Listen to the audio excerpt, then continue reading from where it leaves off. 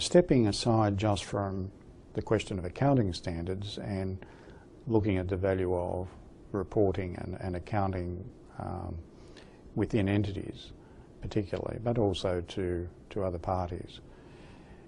If, for example, you are a smallish proprietary company, you're not required to lodge financial statements, what should you be doing about your own accounting and reporting within your own sphere? On the one hand, you could take a very simple view of this, that the corporation's law requires you to have adequate books and records, and a basic set of accounts every now and again will be part of complying with that requirement. That's one mentality. I think the other mentality is to look at what we are trying to do in general purpose financial reporting and think about what can be learned from that and how useful it might be within a business. For example, financial instruments are thought to be a very complex part of general purpose financial reporting, and they can be. It is possible to have some very structured, difficult, sculptured circumstances in which determining the correct accounting is quite difficult. But the basics of that area are things that I think any business would need to think about. Every business will have financial instruments of some sort. They'll have receivables or payables, which are plain vanilla financial assets and liabilities, and the accounting for those is no different than you would be familiar with from the viewpoint of your mortgage on your own house. So there's nothing particularly complicated there. But as soon as you start to enter into other types of instruments, you really do need to pay attention. There is nothing to stop a small business actually holding almost inadvertently a derivative that could spell the end of the business.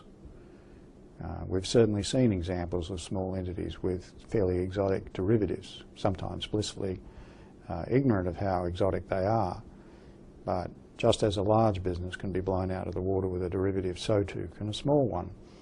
So when you're managing a business, you need to understand how a derivative works, how you might actually become involved with one accidentally, and what you should be thinking about over time while you hold it. When I say you can have these accidentally, one of the most common sources of derivatives are to be found in the small print of contracts, either for goods and services sold, or for financings received, or in the context of maybe acquiring another business. Quite often those sorts of clauses that constitute derivatives are actually sewn in by lawyers just to cover off on some unlikely prospects, and therefore they're not paid much attention. Well, at the other end of life in the large companies, those same sorts of clauses were the clauses behind why banks have got enormous problems with credit risk derivatives that previously were thought to be the source of a lot of money and no risk. They turned out to be anything but riskless.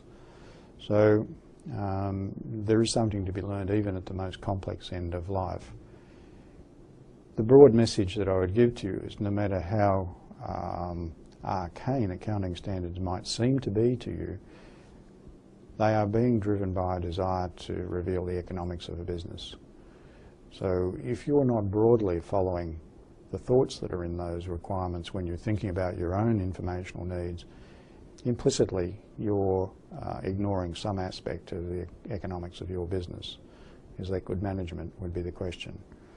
It doesn't mean you have to go to all the ends of proper disclosure for outside parties, external users, but nevertheless the decisions you're making should be based on information that is relevant to you. And there will not be too many parts of the core of individual accounting standards that are not relevant to that thinking.